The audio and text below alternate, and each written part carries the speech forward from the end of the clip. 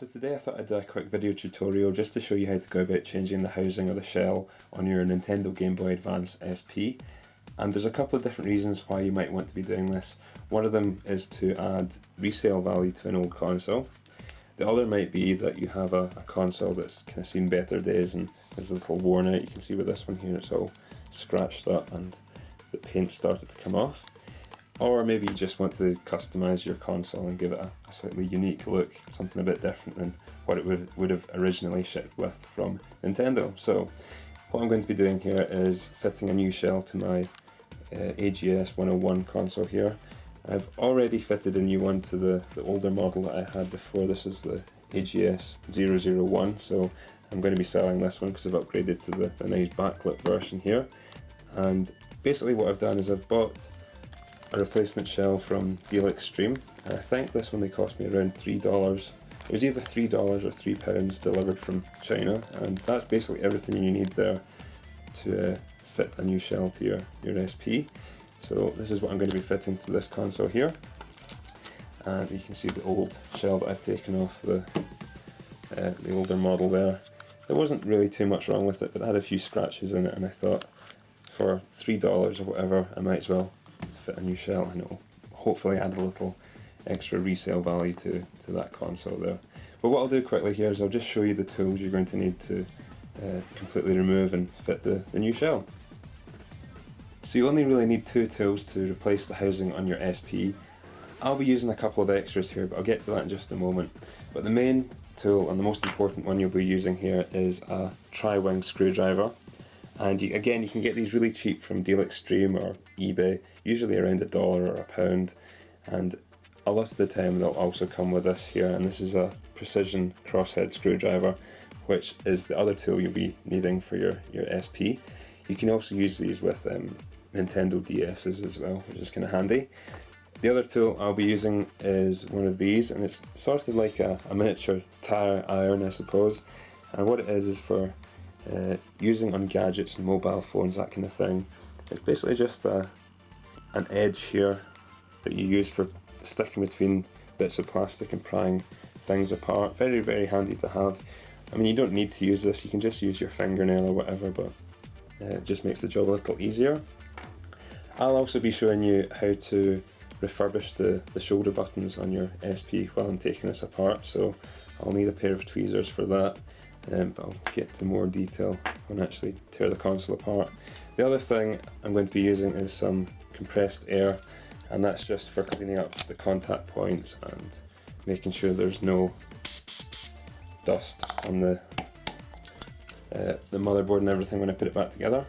And finally, I like to have something to put all my screws and components in as I'm working on the device, so I like to use a ice cube tray here, and the great thing about this is it keeps your little screws and components nice and safe while you're working on the console, and you can also work it in order when you've taken them off. So you take off one set of screws, you put them in there, and the next one, so on and so forth, and then when you come to putting everything back together again, you just work in reverse and you don't mess up the order of everything. So that's the tools I'll be using here. I'll get straight into tearing the console apart and showing you how it's done. So in this section of the video, what I'll do is I'll tear the console apart and I'll give you a brief description of what I'm doing as I do it. But I'll try and shoot it as a continuous take, and in between the various stages of me taking it apart, I'll speed it up just so that you're not sitting here for like an hour or whatever it's going to take me to actually take this apart and fit the new shell. So I'll just get straight into taking it apart, and the first thing you're going to do here is take out any games you've got in the cartridge slot, so just get rid of that. And then you're going to take out the battery and take the battery cover off. So to do that, what you're going to need is your crosshead screwdriver, which is this one here. So just go ahead and unscrew this. Pop that out. So underneath there you've got your battery. Just pop that out. And that's that done. Let's put that to the side. The next thing you're going to do here is get your tri-wing screwdriver, this one here. And you're going to remove 4 screws around the outside here, and then there's 2 screws on the inside here as well. So there's one at the back underneath the battery, and then there's one in the cartridge bay as well. So you're going to remove in total 6 screws there, and then you can move on from there. So now that you have those screws removed, you can now pop the bottom section of the housing off, but it's important to remember just to keep your screws separated here. So you've got the 4 around the outside there, they're actually a different length to the 2 that were in the middle of the console. So just remember to keep those separate from each other for when you put it back together again.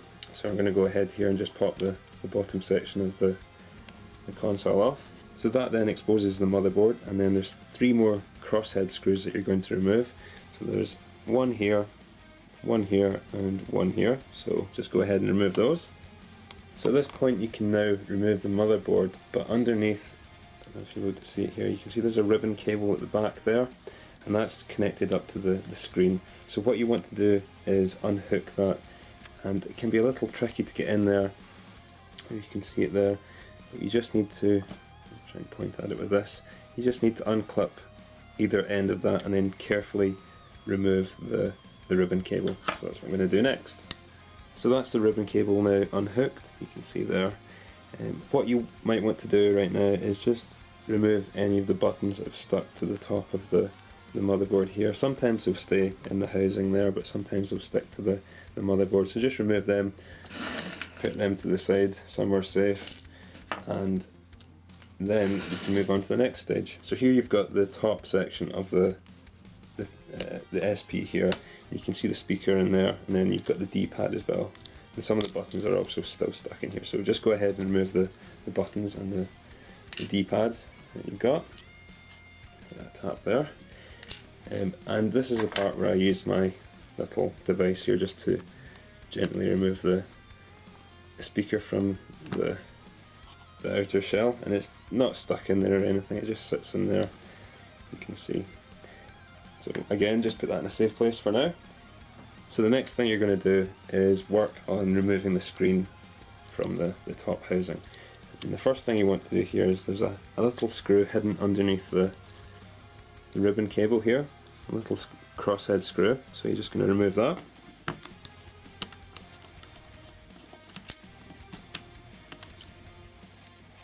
You can see it there, so just put that in a safe place. If you turn this over, you'll notice that this section now is loose, and you can just pop that part off. And you keep that in a safe place, but I mean, if you're going to be replacing the housing, it doesn't really matter, you can just chuck that in the bin. So the next thing you want to try and do here is remove the screen from the top section of the housing, and you'll notice there's some covers at each corner of the screen here, and there's one in the middle, and they're covering up the screws that hold everything together. So what you want to use here is either a screwdriver, or what I'm going to be using here actually is a little craft knife, just to pry those covers off, and then that will get you access to the screws beneath. So that's the covers now removed. You don't need to bother about keeping these, and just chuck them out because the replacement housing actually comes with new ones of those anyway, so you can just get rid of these, and you can now see the screws that were hidden underneath. So just go ahead now and remove those screws. So that's the screws removed, and what I'm going to be doing here is just using my little tool to go around the edge of the screen and just pry this apart, just so I can get access to the screen underneath. Gently remove that. Close that over, and that section of the screen should now just pop off.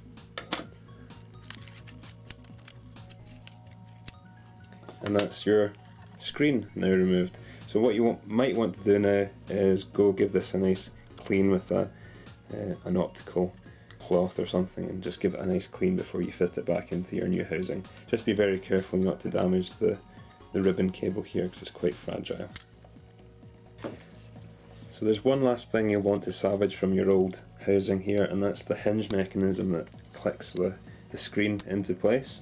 And this is quite a tricky thing to get removed from the housing, and you basically just have to use some brute force, but you can see the hinge mechanism in there. This is the thing you want to remove, but basically the best way I find to get rid of these is just get a screwdriver, push it in there, and just really kind of force it out like that there, and it'll pop out the end, and then you should be able to get it out the rest of the way without too much effort. It's quite difficult.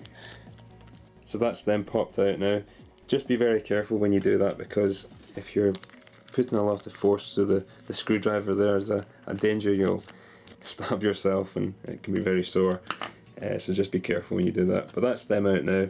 You'll notice on the end here, apart from all the disgusting gunk that's built up in there, there's a little grey cap, and you should be able to just pop that off. You can see there. Just get rid of that disgusting stuff there, and that's your hinge mechanism. And that's ready just to pop into the new housing. And just remove the little grey cap on this one as well. I want to go wash my hands now, it's pretty disgusting. There you go, so stick these in a safe place for using in a minute. So like I mentioned earlier in the video, I'm also going to be refurbishing the shoulder buttons on this SP. And you don't need to do this is just a kind of optional thing. But I felt with this SP that the shoulder buttons weren't quite as responsive as they should be. And the reason for that is I've actually drawn a diagram here to explain it a bit better.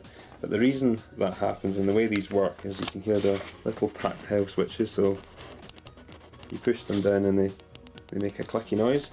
But the way they work is there's a contact point on the bottom, and then on top of that you've also got this sheet of metal. It's a tiny little bit of metal, it's got a bend in the middle, and on top of that you've got your button that you actually push down on. So when you push down on this, it flattens out the bit of metal and it makes contact with the two sections of the two little electrical contact points in here, and that'll make contact between those two. But what can happen is over time this area fills up with dust or dirt, and then it stops making good electrical contact. So what I'm going to be doing here is just using the tweezers just to pop off the little rubber top section here. I'll do that in just a minute. You can see it's made of rubber. You can just pop them out, and then you get your compressed air, and you just fire a bit of compressed air in there, and hopefully that'll remove some dust and get the contact point working a bit more efficiently. So that's what I'm going to do next. So you can see there I've just popped that out. That's the rubber top section. Just put that down there for now. And inside you've got your little sheet of metal there. So I'm going to go ahead and do the same for this one, and then fire some of the compressed air in there.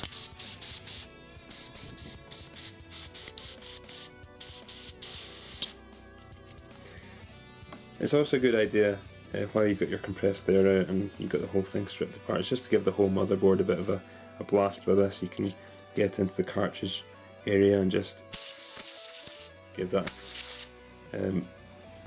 blast with the compressed air. Same with the rest of the motherboard and the other components as well. So it's just a little tip. You don't actually need to do this when you're replacing the shell, but it's a good idea to do it anyway. So getting these little rubber buttons back in their housing can be a little tricky, but it's easier if you just use a set of tweezers like this here. You just grab the component and pop one end in first, and then just go around the edge, pushing the rest of it in, kind of like reseating a tyre on a rim, and then that's it. It should be back to working as it should be. So now that the console is completely stripped and cleaned, the next part is pretty straightforward since it's really just doing in reverse what you've just done. There's only one or two things I'd kind of point out to make life easier for yourself, and that's to do with these little hinge mechanisms here. Just remember when you're putting these back together to put the little end caps on first before you try and fit them back into the housing. I didn't know this when I did my first rehousing of this one here, and it ended up in me pulling my hair out and going a bit nuts for half an hour trying to get these things to fit back in and all seated perfectly. But yeah, just remember to put the little end caps on these first.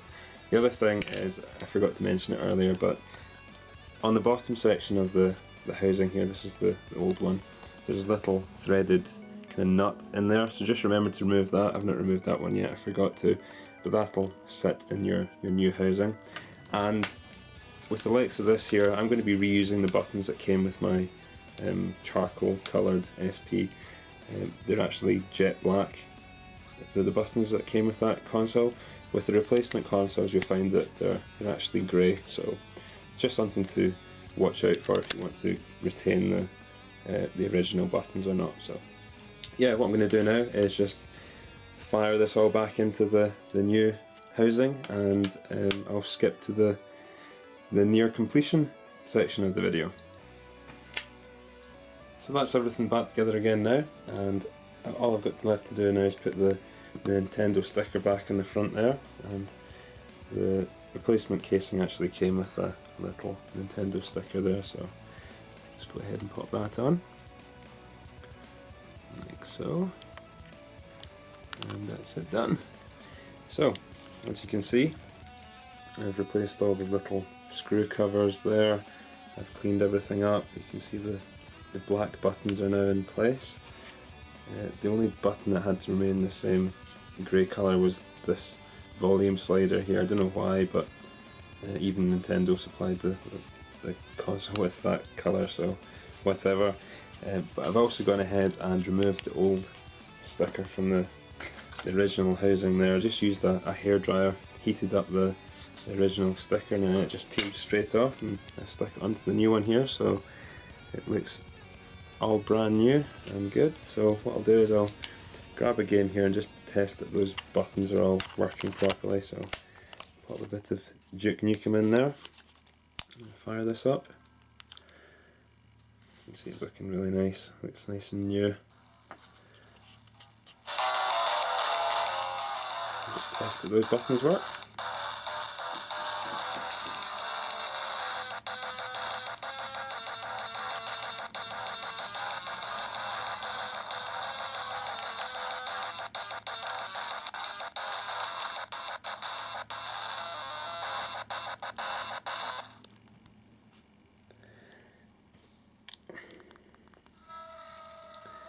So double check that the left and right triggers are working now, so yep, and they're working fine. Nice and responsive, so that's great. I can play some Duke Nukem on my SP. There you go, hopefully that was helpful to someone. I'm going to go ahead and sell off the other one here. You can see they both look nice and new now. I'll move that screen up a bit. Camera, I should say. That's the two of them there. And yeah, I'll be selling this one on and hopefully making enough money to cover the cost of buying this new one. So there you go. So thanks for watching, and I'll catch you again soon.